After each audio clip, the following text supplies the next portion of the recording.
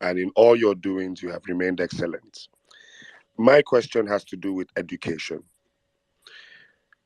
With all the problems Nigerians are going through, about a week ago, we saw an increase in school fees nationwide at all tiers. Increase in Unilag school fees, increase in school fees for unity schools, secondary schools. As a governor, one of your biggest milestones was in education. It's one of the proudest legacies you left behind as well. How would you have handled the Nigerian educational system, this rise in school fees prices, and just maybe your Anambra model on a national scale? How would you have handled education in Nigeria with regards to the quality of education and the cost of education? If you can answer this in 5 minutes, I won't mind. Thank you, sir. Okay, very quickly, my brother. As a country, we have universal basic education. That means that the primary up to year 9 is free. The basic education. I've always argued that it should be primary and secondary school. For me, that's what it should be. Should be free. As you know, the most important yardstick, tool, critical, whatever I call it, measure of development today is education. The more educated you are, the more developed you are. The only difference between developing, and underdeveloped countries is education. That is the measure. Because people look at your human capital, which today you could see we're in the lower, we're one of the worst. People look at it. What you're doing in education, you're funding everything.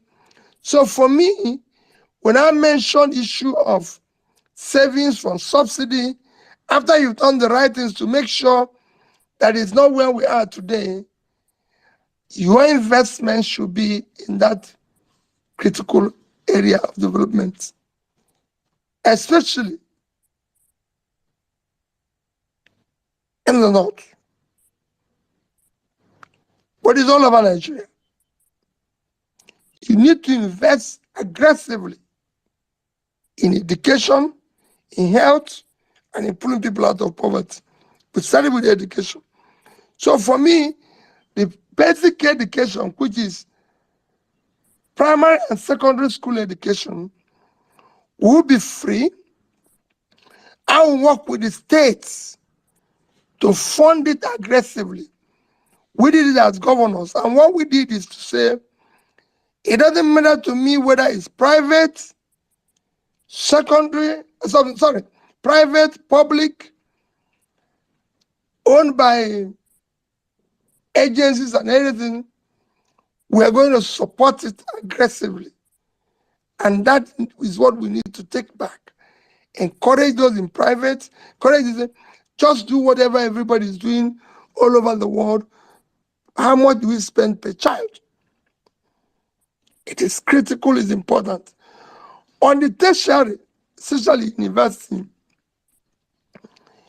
yes, I've said we have to have different models, which we must do.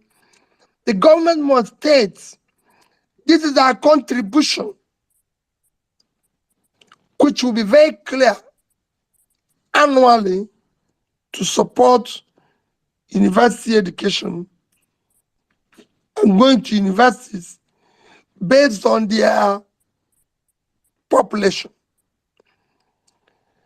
Thereafter, there will be another component which must come because corporations today need those human products as part of their own production system, there will be those tax you're collecting for education must go into supporting tertiary education. And then you now come with the component which you mentioned, issue of loan. It won't come in straight away. So initially, you have to bear this cost until you're able to have a properly articulated loan procedure, which will allow students in some areas, because it's not in every area when you start, in some area, to have access to this loan, because you're sure when they leave school, they will be able to get a job that allow them to pay for this. With all this combination, you're going to have a better educational system, a quality educational system, because you're not going to have a situation where teachers are going to be trained, the right equipment for teaching at the primary distance, then at university level, lecturers, everything, they can hire and do this and all that. Not a situation where I can tell you some of the people who are giving job in various universities in Nigeria in the past 2 years have not been paid anything. And they're lecturers. Imagine how they're lecturing. Imagine how they're living. These are things when we talk about saving money or saving costs of governance, where you're going to channel them to. Thank you very much, sir. Thank you. Thank you very All much right. for answering my question, sir. Thank you. All right. As we await David to come back, I think we'll just move on right now to Ibrahim. Ibrahim, if you can hear me, please unmute your mic and speak. Thank you, sir. Yeah, thank you very much for them. Thank you, Your Excellency, for being here with us. I'm from the north. I can say my question directly going to go on agric because that's what I think will be one of the most commitments that you are going to give to the northern part of the country. And you have cited a lot of example to us when you are doing your campaign about the issue. But in the economic past aspect of it, I found it very difficult to comprehend and understand what really happened to the country. For example, we have different programs done by the previous government, and also this government has declared state of emergency on food production. And my worry is just that before they said we don't have fertilizer blending companies, they are just like 3 or 5, and they have like 50. But the cost of food in the market is still high. So I want to relate what is the input government putting into the system, and also food is getting more expensive. Let me give you another example. We have more, what they call them, uh, rice millers now, in almost getting in hundreds of them. Which one of the rice miller, as you said, you are part of the people that helped him to develop. And then this government, the previous government of APC, put a lot of money into it. So my worry is that rice is still very expensive. It's not affordable to the young. It costs almost about 43,000 naira per bag. Fertilizer is costing about 30,000 naira per bag.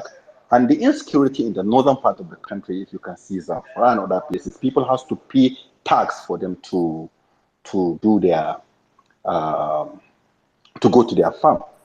And another thing that is scaring us is that the more in these villages bring out this produce to the city is by transport.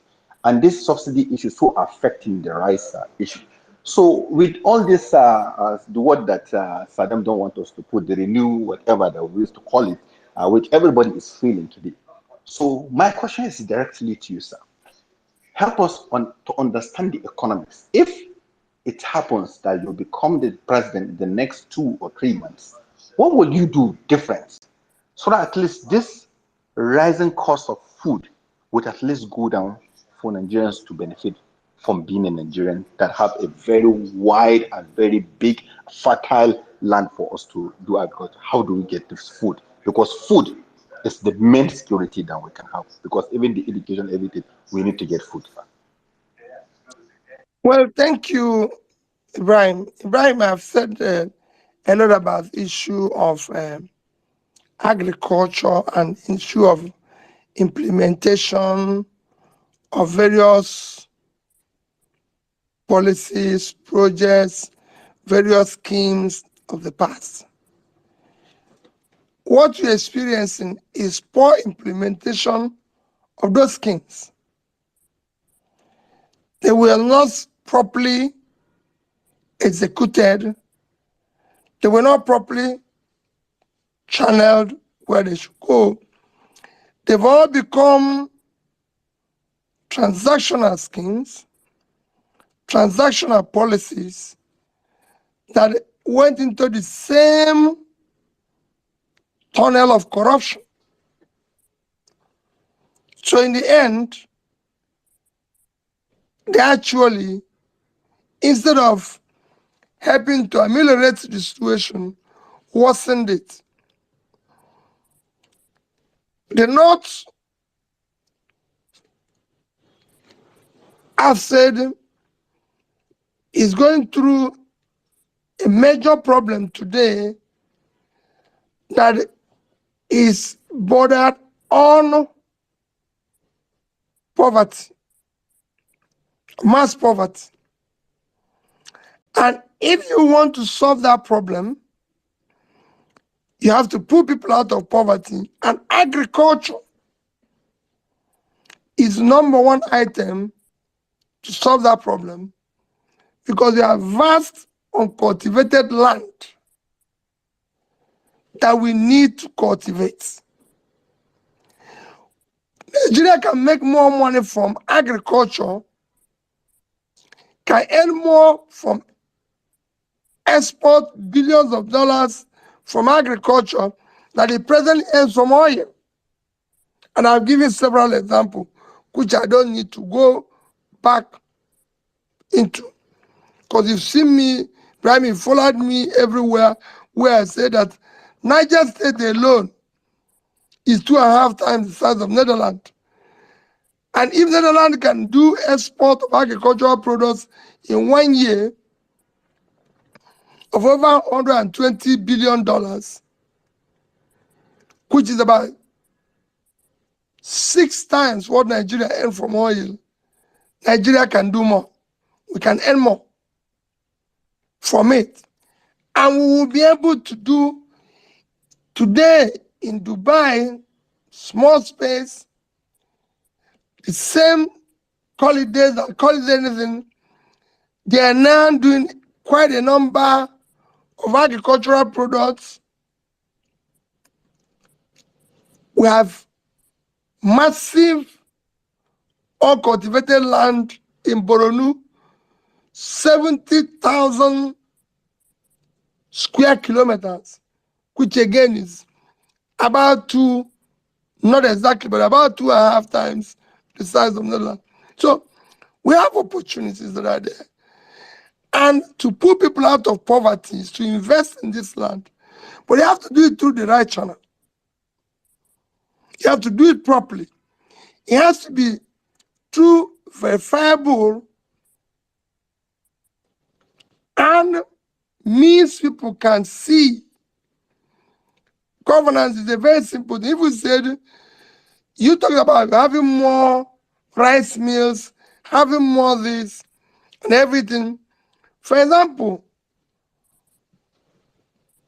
Ibrahim, I will show you how anchor borrowers program have been implemented in other countries. I show you how growers have implemented in other countries. Who did we give money for the art growers? How did we channel the funding for it?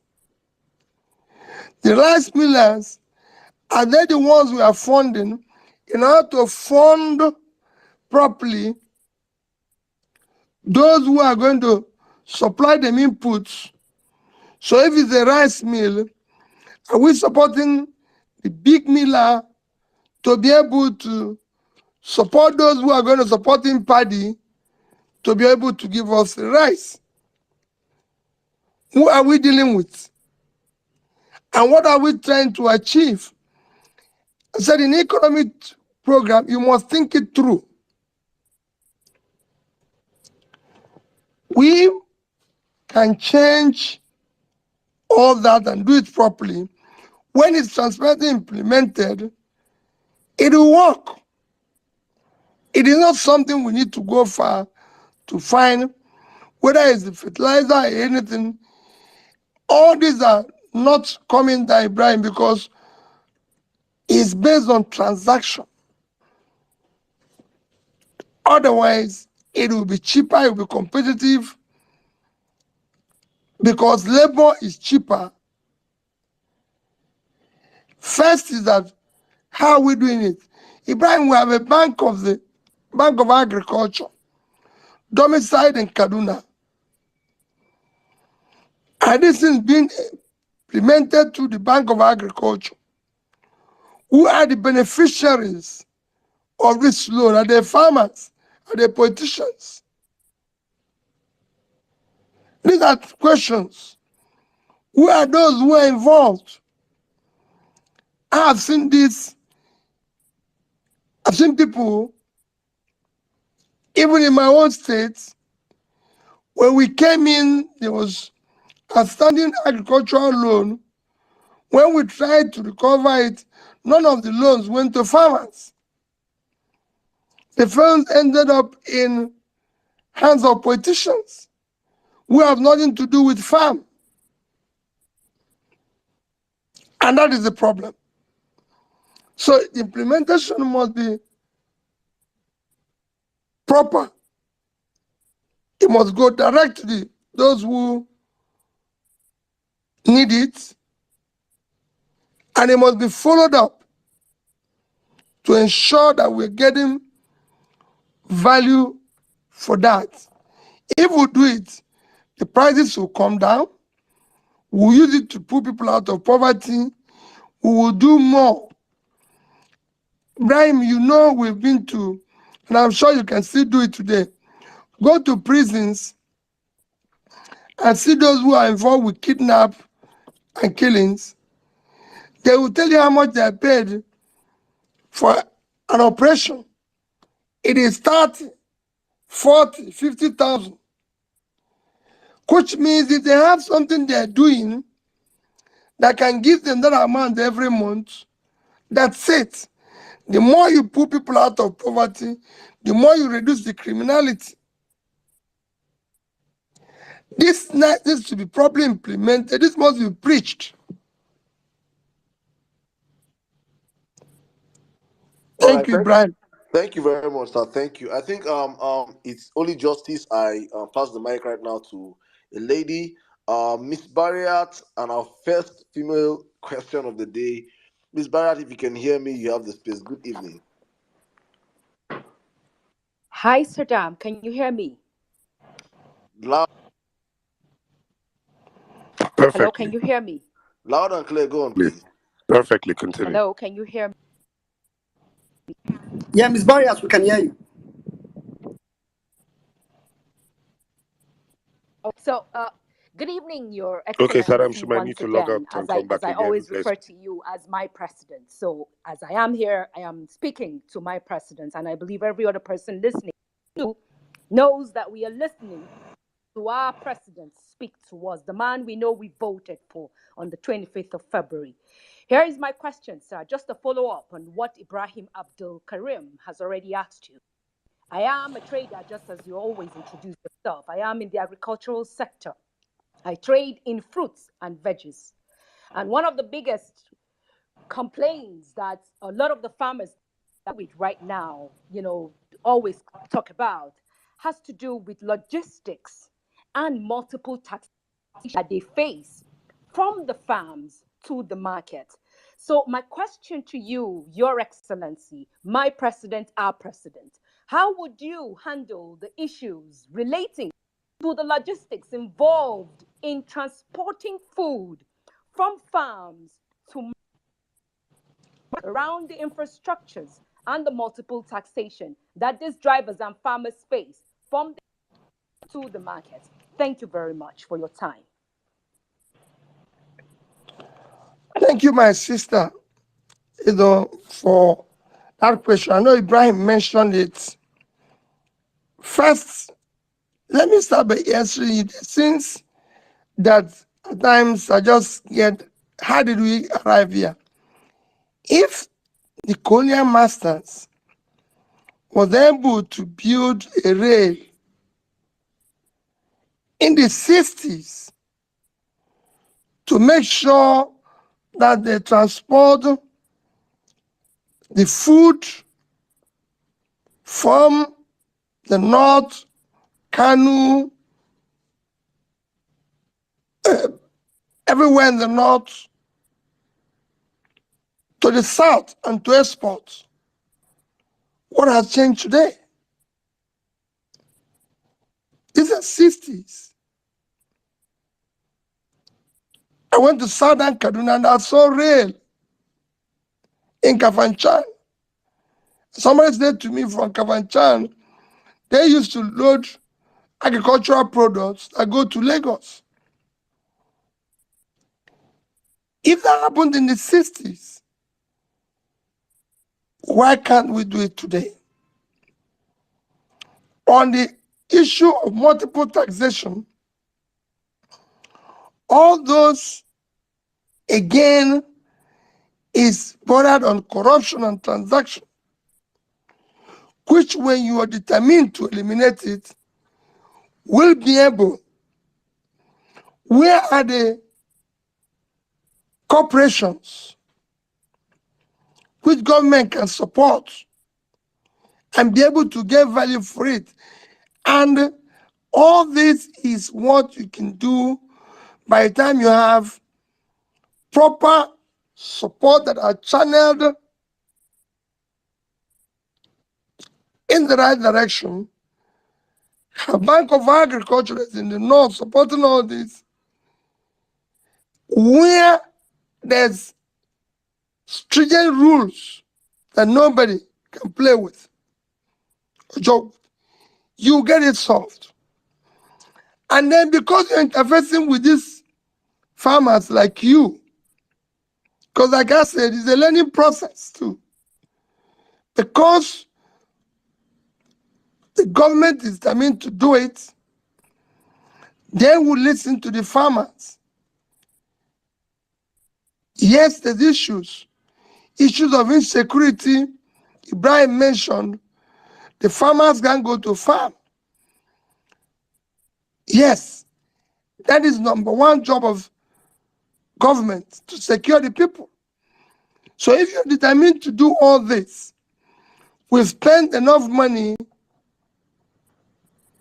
in security. I do not see how non-governmental actors will be more active, more daring than government. It is because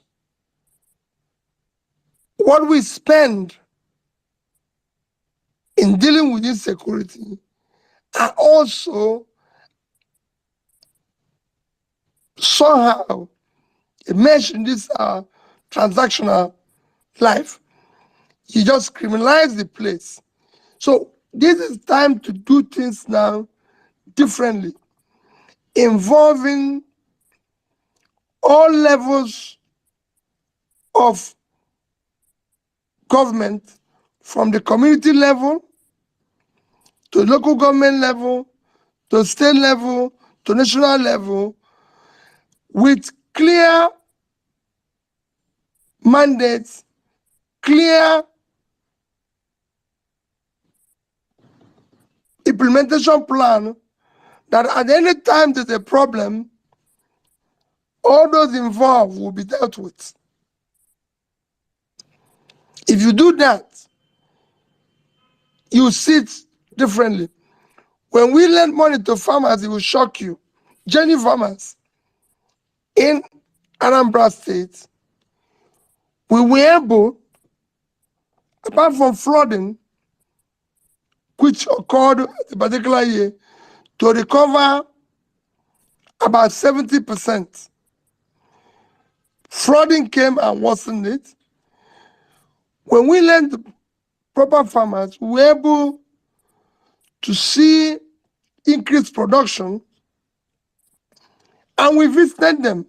So it's not just me sitting down in Oka saying, we're giving money to farmers who came to Oka. No.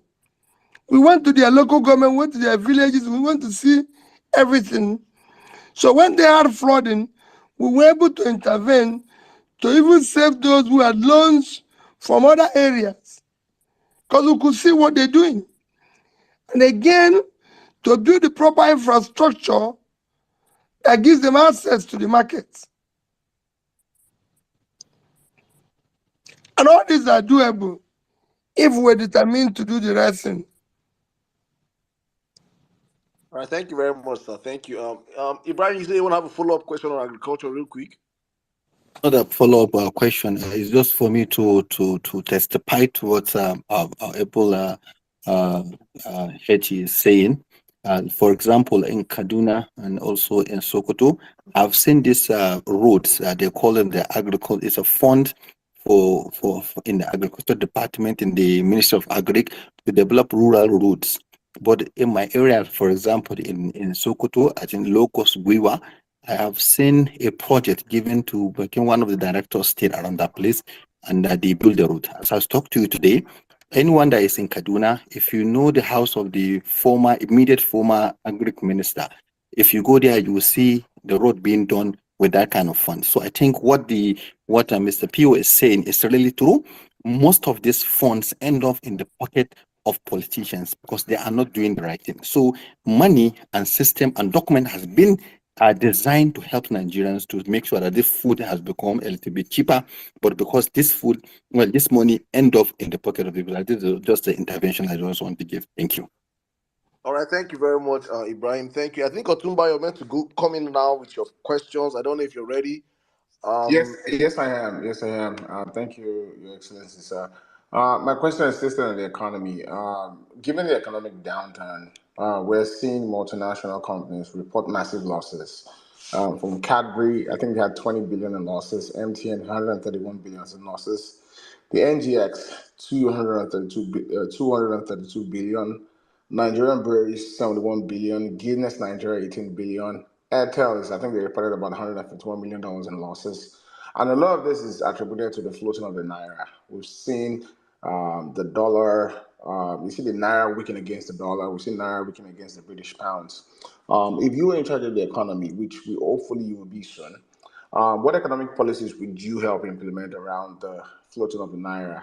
And also to reduce, these losses? Because as just an ordinary person, seeing these losses to me translates to budget cuts for those companies, which translates to either layoffs, massive layoffs, or reduction in employment opportunities for Nigerians that work in those companies. So, what would you do around the floating of the Naira? Thank you. My brother, let me tell you, if you look at my tweets about the issue of Naira exchange, I mentioned it in that tweet I mentioned about 19 of September last year. First is that what you have that is affecting your Naira value is the value of your reserve. And what drives your reserve is export earning. And what drives your export earning is production. Because your sources of revenue, as far as foreign exchange is concerned, is oil, which most of it is stolen. You have no agriculture, you're not exporting enough. Your factories are not producing enough for export. You have difficulty in dealing with the issue of earning dollars that would have increased your reserve and helped to stabilize and reduce your rate of exchange. What we have recently is every country in the world, I can tell you, manages the rates of its exchange. Yes, they will tell you can float it, but you can't float without knowing or managing your supply. You can't float what you don't have. I believe that the rate of exchange Naira was overvalued. For me, the first step would have been to do the things I won't say here that I would have done to be able to get some funding that would have allowed you first devalue the currency, because it's overvalued where you have a situation where you have 450 official rate and almost 750 as parallel market rate, which was allowing all sorts of things. If we had moved from 450 to about 600 or thereabout, and be able to still manage it by getting enough money to meet up existing obligations.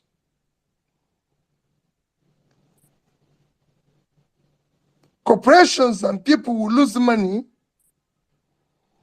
but not meeting those existing obligations will increase confidence for people to come back into the market. And then, remember, one of the things that a foreign exchange rate is unproductive money that's all over the place, which I call the corruption side of it. Because some of this exchange rate that is going up and everything, the dollars are not being purchased by those who are using it for productive purposes. It is being purchased and used for corruption purposes, which everybody is involved. So you can stop it. Today, you know, for various political activities, and people in government are now transacting in dollars. It is an open secret. So we are in difficulty.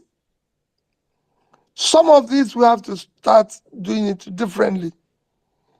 I'm not going to say, that's why I said I will not be dwelled in the process of yesterday. I'll be dwelled in the process of today. When I was in government as a state, we decided to have what we call subnational savings. And that was why in Anambra State, we were able to have, by the time I left, $150 million in savings. We said we're going to divide our savings into three. One should be in foreign currency. Since we trade in dollar, let's save in dollars.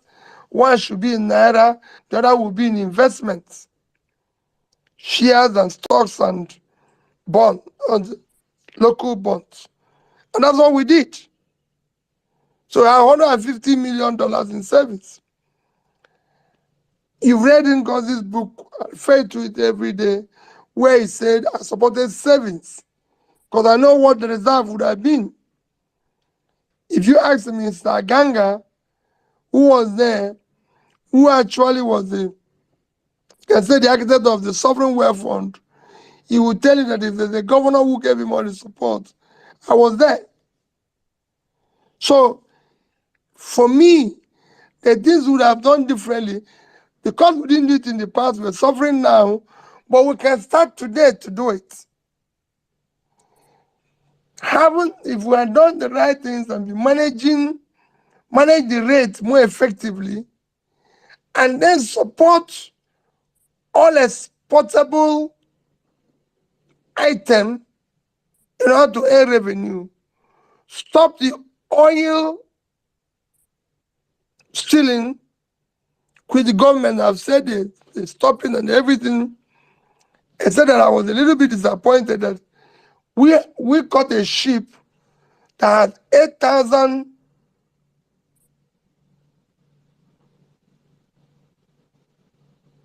we caught with about 8,000. All we needed to do 800,000, not 8,000, 800,000. And they said and that ship was supposed to be operating 800,000, and that ship was supposed to be operating for 12 years. For 12 years. Nobody cared to say if that ship had been operating for 12 years, for 12 years, for 12 years, what has he been doing for 12 years? Where has he been for 12 years? It's very important. But rather, what we did is to say, destroy it. We don't need to destroy it. I would have seized it, ensure that they explain what they've been doing for 12 years. Nobody have told us what they've been doing for 12 years. They just said it's been around there and doing similar operations for 12 years. These are issues. So if we get it right, I believe we can earn more dollars. I believe we'll stabilize the currency and everything, and that makes more meaning. Thank you very much, sir. Thank you. All right. I think we'll take Can I? Okay. Excuse, okay. Before you go, I just wanted to take um a quick quote from what our principal just said right now. He said basically you can float the naira. Basically, you can't float the naira when you have not made sufficient moves to take the country from consumption to production. I think that is, for me, a quote. I'm going to put it out right there on Twitter for Nigerians to understand. We are speaking economics here. All right, NCs, I think you can come right now with the quick interlude questions. Please go on. Good evening, Your Excellency. My name is N6. I have more than a decade's experience in radio and media. And I want to ask you a question about a huge, intangible, but it's going to be a big problem that happened after this election. I don't know if you might understand this question, but please give me time. This election has destroyed whatever fabric of national unity we have. The politicians weaponized tribalism, they weaponized ethno-religious sentiments, and they really split Nigerians apart. The Yoruba and the Igbo, the North versus the South, and they've done this, they did it at national level, they did it at state level. When we sit and talk about Nigeria, we always focus on education, health, this, that, this, places that have verifiable data to tackle. But how do you datafy the unity of this country? So please, sir, I want to ask you, do you have a plan when you get into power? Because you surely will. there's no technicality that is going to stop that. When you get into power, sir, is there a plan to sew Nigerians back together again? Or do you think that in your grand scheme of tackling poverty and also alleviating the Nigerian, hopefully the Nigerian GDP and all these things, that the tribalism issue will die off with our prosperity? I always thought it would, but it's sad to see these things happen again. You saw our opponents going as far as Yoruba, Ronu, and things like that. Sir, my question is on national unity. We are highly fragmented at this point. What do you have in mind to get Nigeria back together as a country, loving each other, for us to be able to achieve all these things you have? Thank you. Well, thank you very much. Let me be honest with you. I've been asked this question several times. And what I'll tell them is exactly what I'm going to tell you now. It's actually at times good that all these things are coming out. When in 2015, I campaigned across Nigeria, then with Jonathan, I saw this happen, where Northerners were like, we don't want to hear anything. We don't want to see you. We're not. So, and there were so many attractive proposals, campaign promises by Buhari then, and it was voted into office. 8 years after, I did not see, maybe there is, I'm just saying, any reduction in the poverty in the North. I did not see where the North was buying bread cheaper than the South. I did not see where food, like Ibrahim said now, was cheaper in the North than the South. There was no improvement. They were not more secured. There was nothing they would say they celebrated for that,